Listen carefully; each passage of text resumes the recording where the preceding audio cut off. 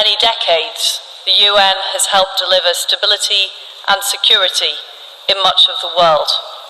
It has provided a place for nations to work together on shared challenges, and it has promoted the principles of sovereignty and self-determination, even through the Cold War and its aftermath.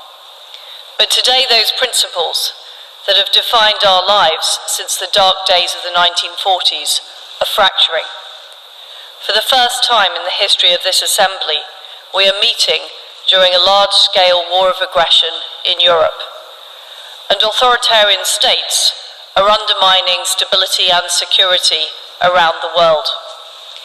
Geopolitics is entering a new era, one that requires those who believe in the founding principles of the United Nations to stand up and be counted. In the United Kingdom, we are entering a new era too. I join you here just 2 days after Her late Majesty, Queen Elizabeth II, was laid to rest. We deeply mourn her passing, and we pay tribute to her service. She was the rock on which modern Britain was built, and she symbolised the post-war values on which this organisation was founded. Our constitutional monarchy, underpinned by a democratic society, has delivered stability and progress. Her late Majesty transcended difference and healed division. We saw this in her visits to post-apartheid South Africa and to the Republic of Ireland. When she addressed this General Assembly 65 years ago, she warned that it was vital not only to have strong ideals, but also to have the political will to deliver on them. Now we must show that will. We must fight to defend those ideals, and we must deliver on them for all of our people. As we say farewell to our late Queen, the UK opens a new chapter, a new Carolean age, under His Majesty, King Charles III. We want this era to be one of hope and progress, one in which we defend the values of individual liberty, self-determination, and equality before the law. One in which we ensure that freedom and democracy prevail for all people, and one in which we deliver on the commitments that Her late Majesty the Queen made here 65 years ago. This is about what we do in the United Kingdom and what we do as member states of the United Nations. So today, I will set out what steps we are taking at home in the UK and our proposed blueprint for the new era we're now in, the new partnerships and the new instruments that we need to collectively adopt. Our commitment to hope and progress must begin at home, in the lives of each of every citizen that we serve. Our strength as a nation comes from the strong foundations of freedom and democracy. Democracy gives people the right to choose their own path, and it evolves to reflect the aspirations of citizens. It unleashes enterprise, ideas and opportunity, and it protects the freedoms that are at the very core of our humanity. By contrast, autocracies sow the seeds of their own demise by suppressing their citizens. They are fundamentally rigid and unable to adapt. Any short-term gains are eroded in the long term because these societies stifle the aspiration and creativity that are vital to long-term growth. A country where artificial intelligence acts as judge and jury, where there are no human rights and no fundamental freedoms, is not the kind of place anybody truly wants to live. And it's not the kind of world that we want to build. But we cannot simply assume that there will be a democratic future. There is a real struggle going on between different forms of society, between democracies and autocracies. And unless democratic societies deliver on the economy and the security that our citizens expect, we will fall behind. We need to keep improving and renewing what we're doing for this new era, demonstrating that democracy delivers. As Prime Minister of the United Kingdom, I'm determined that we will deliver the progress that people expect. I will lead a new Britain for a new era. Firstly, this begins with growth and building a British economy that rewards enterprise and attracts investment. Our long-term aim is to get our economy growing at an average of 2.5%. We need this growth to deliver investment around our country, to deliver the jobs and high wages people expect, and to deliver public services like the National Health Service. We want people to keep more of the money they earn so they can have more control of their own lives and contribute to the future. Secondly, it means securing affordable and reliable supplies of energy. We are cutting off the toxic power and pipelines from authoritarian regimes and strengthening our energy resilience. We will ensure that we can't be coerced or harmed by the reckless actions of rogue actors abroad. And we will transition to a future based on renewable and nuclear energy, while ensuring the gas used during that transition is from reliable sources, including our own North Sea production. We will be a net energy exporter by 2040. Thirdly, we're safeguarding the security of our economy, the supply chains, the critical minerals, the food, the technology that drive growth and protect the lives and health of people. We won't be strategically dependent on those who seek to weaponize the global economy. Instead, we're reforming our economy to get Britain moving, and we want to work with our allies so we can all move forward together. The free world needs this economic strength and resilience to push back against authoritarian aggression and win this new era of strategic competition.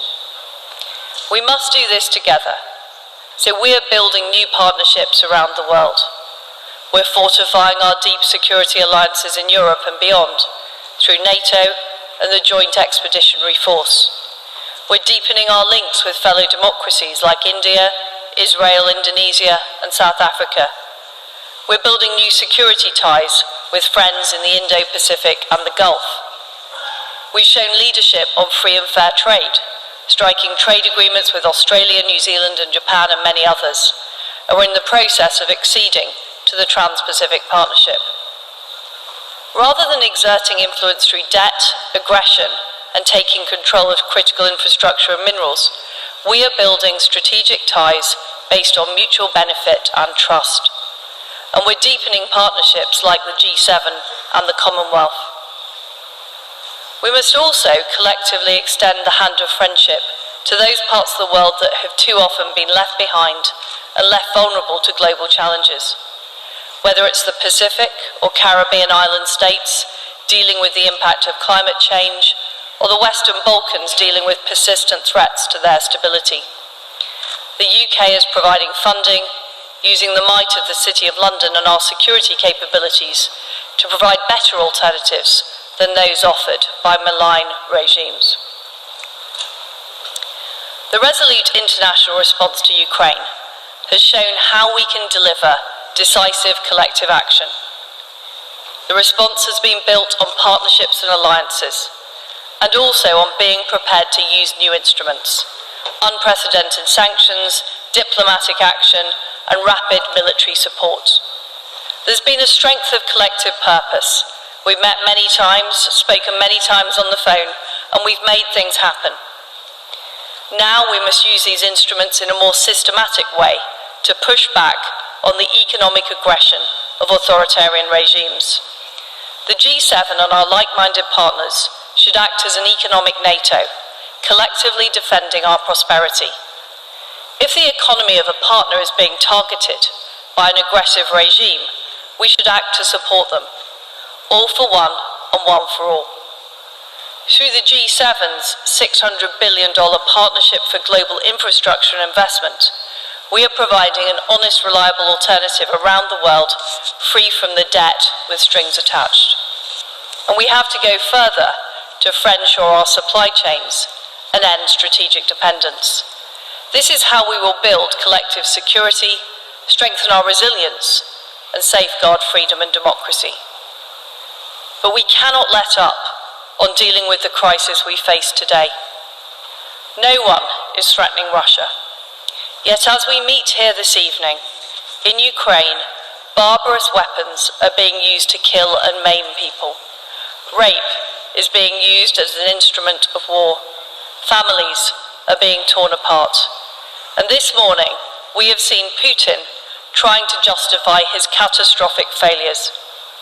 He's doubling down by sending even more reservists to a terrible fate. He's desperately trying to claim the mantle of democracy for a regime without human rights or freedoms. And he's making yet more bogus claims and saber-rattling threats. This will not work. The international alliance is strong, and Ukraine is strong.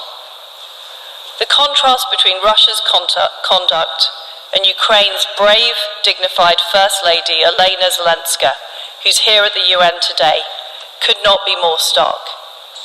The Ukrainians aren't just defending their own country, they're defending our values and the security of the whole world.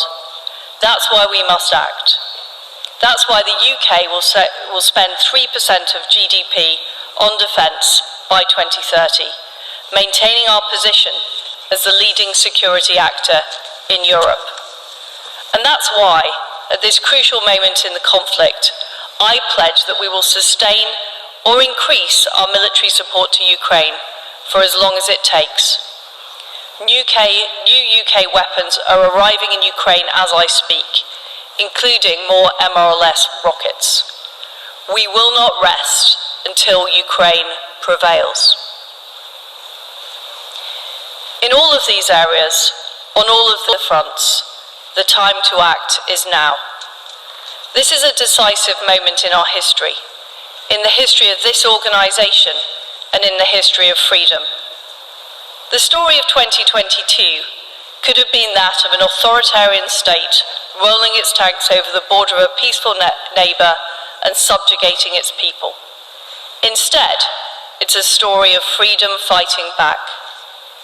In the face of rising aggression, we've shown that we have the power to act and the resolve to see it through. But this can't be a one-off.